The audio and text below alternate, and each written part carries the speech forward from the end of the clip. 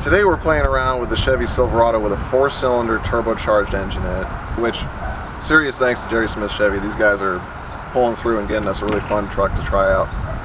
And this truck is absolutely amazing. It's completely changed my opinion. I was very surprised to even see a 4-cylinder in a half-ton format, and this thing kicks ass. And I almost want one now.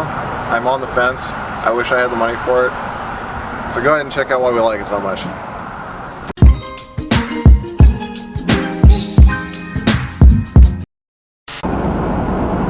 Alright, so we are now driving the Silverado with the 2.7 4-cylinder in it.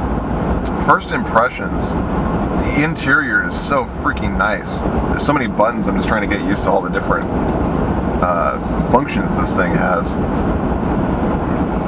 infotainment system is really nice. Really sleek. It's kind of set back a little bit. Nice glossy finish. Very smooth. So this truck is going for $39,000 or less, which is a freaking steal. I didn't realize that they had these so low right now, but I guess with all the rebates and everything, this is a really good priced truck, and there's a lot of features in this truck for that price. The leather's nice.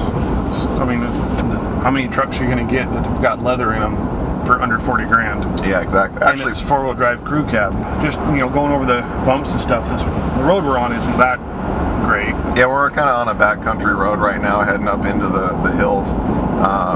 And you can hardly tell. This truck rides really smooth, which Chevys have been known for. They're really always had great suspension as far as comfort. But one thing I'm noticing with this model year is they actually gave you a little bit more road feedback. A little bit of that turbo whistle. A little bit, yeah.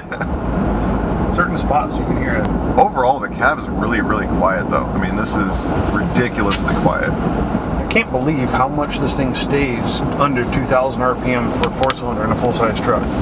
Yeah, that's really weird to me. When we were just going up a hill, it was sitting at like 1,200 RPM, just chugging right up the hill. I mean, you would think a small 4-cylinder, it would want to be revving up like crazy, but they really have designed it so it just has bottom end torque like crazy. So they rate this EPA on this truck 19 city, 20 highway, okay. All right. Or 22 highway, 20 combined. Okay. That's pretty decent. We'd be curious to see what it does. I reset it before we left. Yeah. So we can go back and look after the driving that we do. Okay. And just see where it falls. So what's the tow rating? What's the number here? On this particular truck, it's 7,100 pounds. That's pretty good.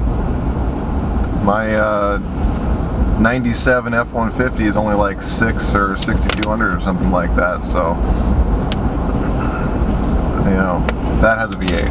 Right. This doesn't. This has half that. The payload on this particular truck, okay, it comes in at 1939. Almost 2,000 pounds payload, yeah, on a half-ton truck. Almost a ton of payload. With a 4-cylinder. With a 4-cylinder, yeah. That's pretty respectable. I mean, that'll fit most everybody's needs. So then that gets into the argument of needs versus wants. Do you want the V8 because it sounds cool and you can say that you have a V8 and all that kind of stuff? Yeah, sure, okay, I want one, yeah. Yeah, don't get me wrong. Chevy has an awesome sounding V8. They always have. Always have, absolutely. But do you need it? Probably not. You could get away with having a 4-cylinder turbocharged truck with great payload and great towing, and you're never going to really exceed those ratings for, I'm going to guess, 90% of the people out there. There's people that, it's America. People commute with their pickups. This would probably be a great commuter too. Exactly. The guys that are hauling a family around, but they still need to be able to have fun on the weekends. They got quads or something, small boats or whatever. They need to go run around with the family. This thing would do it. But we have such a stigma in the U.S. to go big or go home, go with the V8 if it's in a pickup. It's blasphemy if it's anything less, basically. But you really don't need that. And if you think rationally, this is a great option. And again, this truck is less than 40 grand. Great interior, full infotainment, great towing and payload. This thing looks awesome on the outside, I think. For the whole package, for under 40 grand, under 39, wow. Oh man, that is a steal of a price.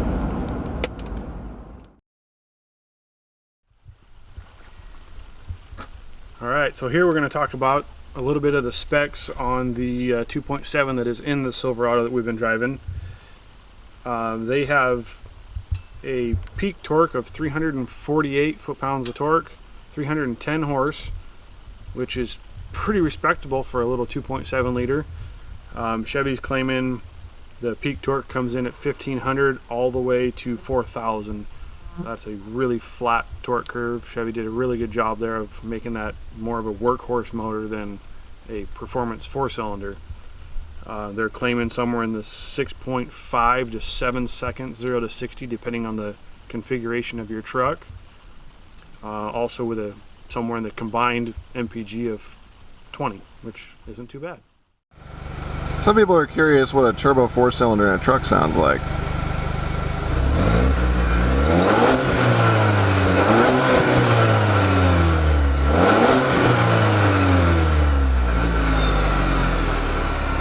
That's what it sounds like.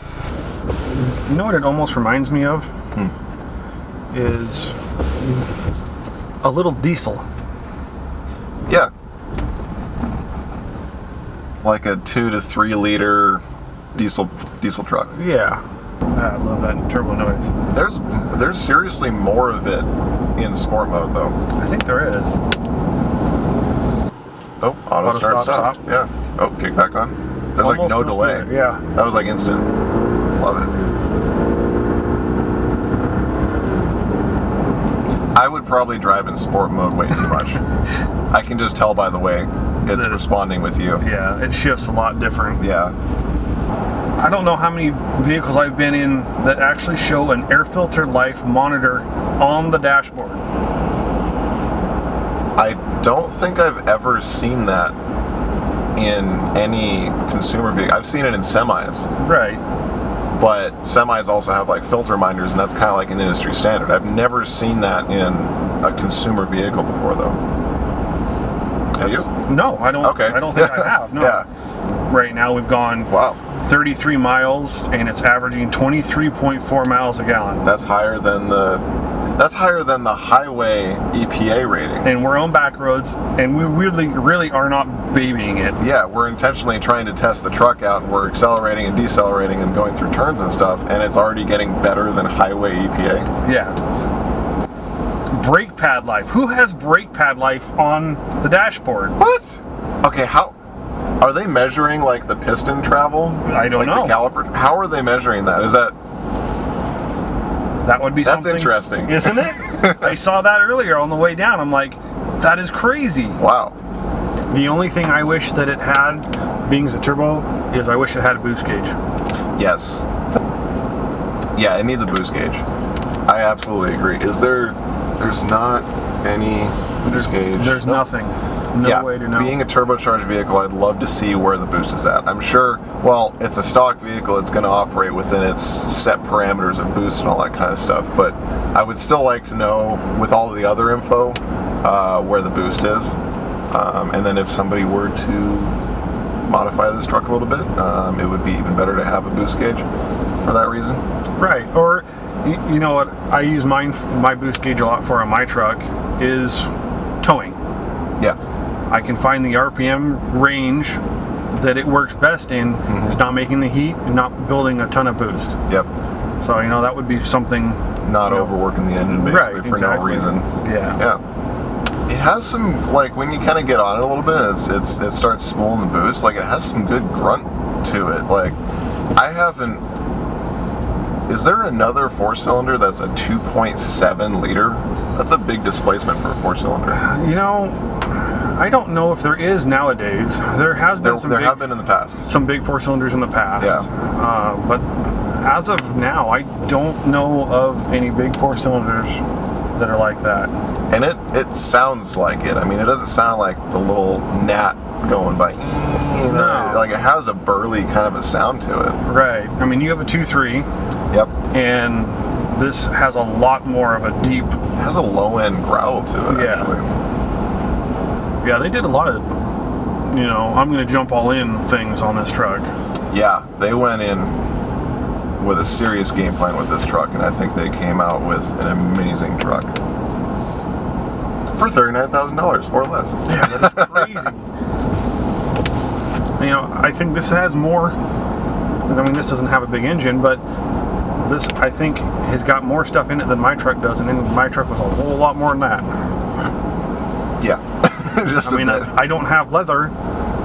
This has got leather in it for 40 grand. Yeah. Everywhere. Yeah. And all the leather is very nice, soft leather. All right, so it's the end of the day. We absolutely romped around, figured out everything up with this truck. There's so much going on. There's so many buttons inside. There is. It took a little while getting used to it, but I absolutely love this truck. I haven't been in a new Chevy, especially a pickup, in a really long time, and I really want one. I do. I want to go out and buy this truck. This is a really cool truck, and the 4-cylinder turbocharged engine is perfect. It has great payload. It has great towing. I don't need anything more than that.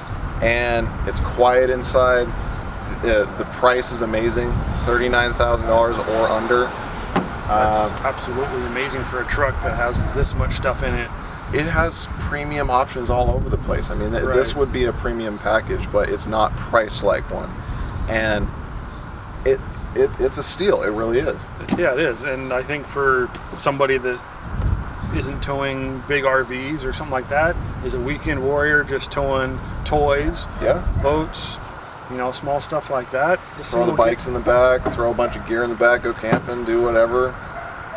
This truck nails it. It's perfect. It really is. So that's going to wrap it up for today, guys. Thanks for watching. We'll see you next time. That is a perfect spot for a phone, but that's small phone. I mean, this is a 6. Just a 6. Small phone. Okay, yeah. Hold on. You got a 4. There you go. It's a 5. Okay. 5. Give it some credit. Don't forget our favorite feature of the whole truck. Favorite feature of the whole truck? Favorite feature of the whole truck. What's our favorite? I've never seen anybody else do this. Check out this button right here. Oh, yep. Hold on. Let me get a good look at that.